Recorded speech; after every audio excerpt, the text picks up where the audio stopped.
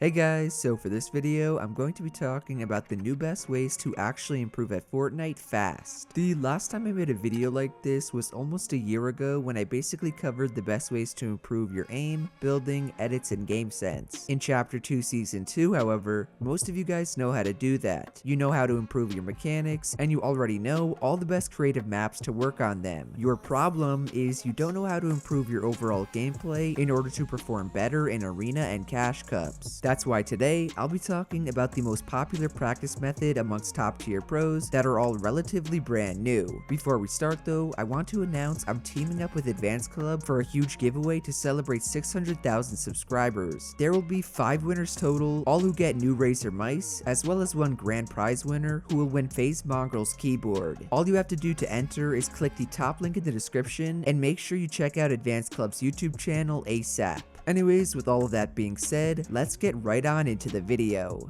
The first and easily the most common thing pro players have been doing to get better is grinding realistic 1v1s. Unlike build battles or box fights, realistic 1v1s will immediately help you improve at the Battle Royale game mode. There's no stupid 1v1 starts that usually dictate the entire fight, there's no limit on how high up you can go like the average box fighting map, and there's absolutely no rules at all. Your only goal is to kill the other person before they kill you. Now, if you've been subscribed to my channel for a while, you may remember this video I made on things to do while you're bored. In it, I covered Gearsy's realistic 1v1 map, and I said it was the next big thing. I guess I was right because most big pros on Twitch, players like Mongraal, Benji, Wolfies, and Edgy are playing them, but they're not using Gearsy's map. They're using one by a guy named Finest YT, and a more recent one by the controller Scrimma, NRG Unknown. I'll have the codes for both of them in the description as well as on the top of the screen for all these different clips. The main difference between the two maps is their layout and overall design, but they're essentially the same exact thing. You spawn at one of the 8 to 10 different locations on the map with a completely random loadout and about 1,000 mats. Your opponent will spawn about 50 feet away from you too, with their own random loadout, including everything from utility and heals to explosives. The reason I really love both of these maps, outside of the fact you can run 2v2s on them, is that they truly are realistic.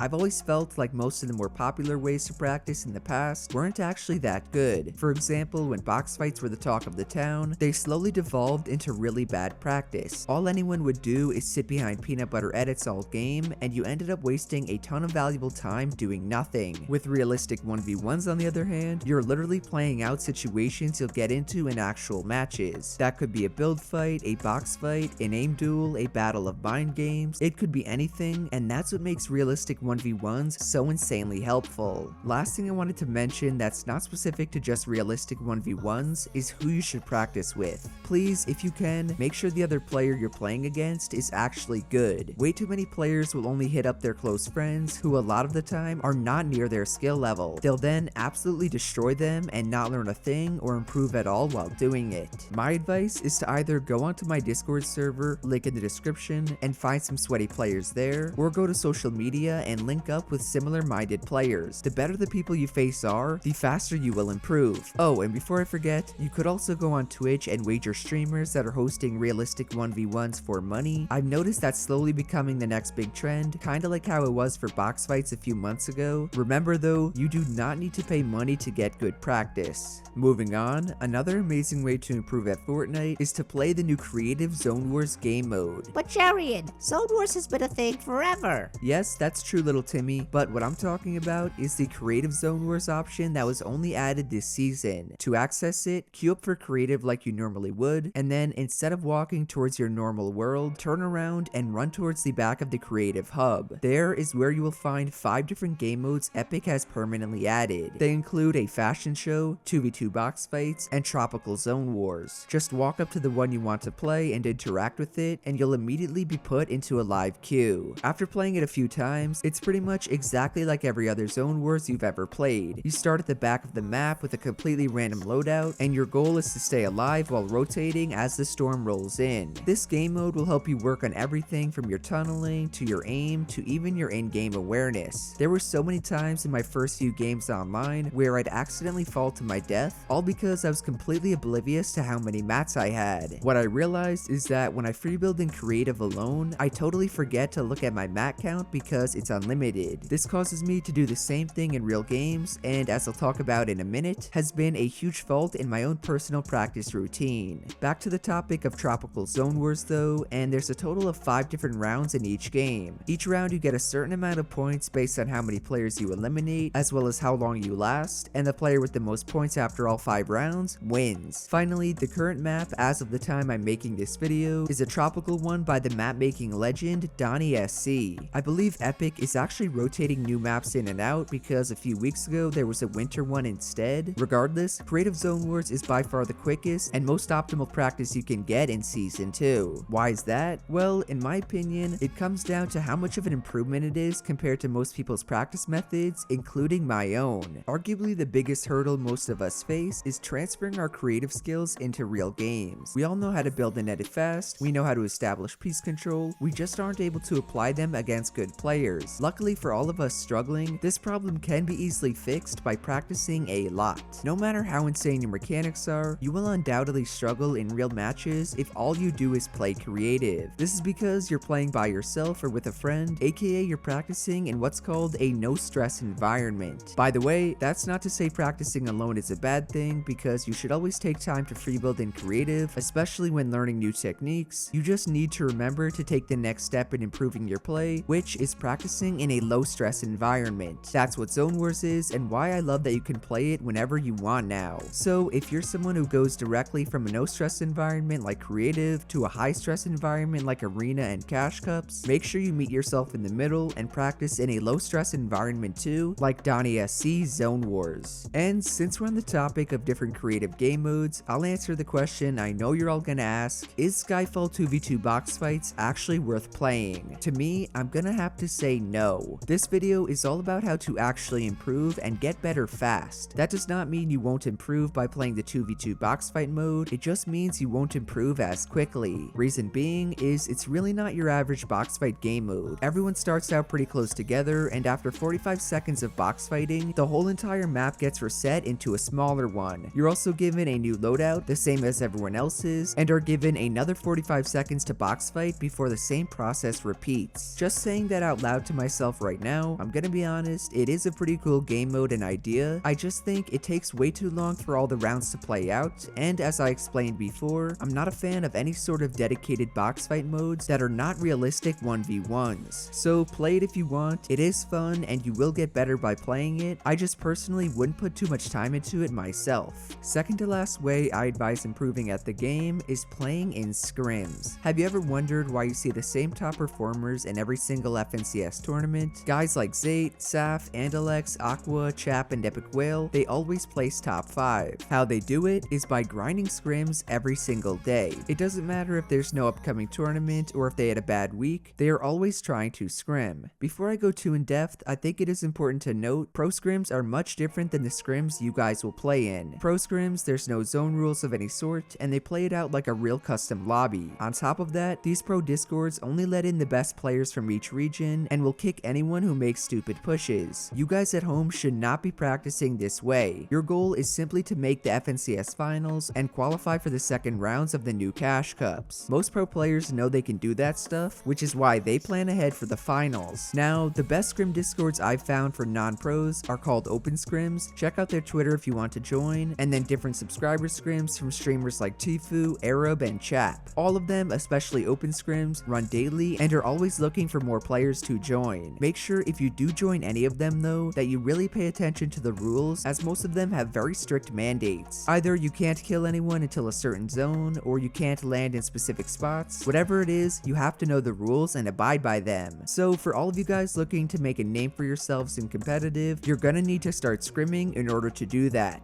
The final way you can quickly improve is pretty obvious since we just talked about scrims, but if you're dumb like TSM Zexro, it's to start competing in tournaments. Epic sponsored events, aka Cash Cups, FNCS, and Hype Nights is where you want to put all of your hard work and practice. It's also where you want to go to test your own skill, since that's where you'll find the best opponents. And yes, I know it can be frustrating to play in these events and not see any results. What you gotta realize though is that it's not just about making money. Anytime you see improvement in your game, gameplay or get more points than you did in the last tournament you played. Do not, and I repeat, do not compare your placements to other people's. You need to be focusing on improving yourself first, and only until you start placing highly will you be able to make some cash. So no matter how poorly you think you will do, play in every tournament you can and you will get better.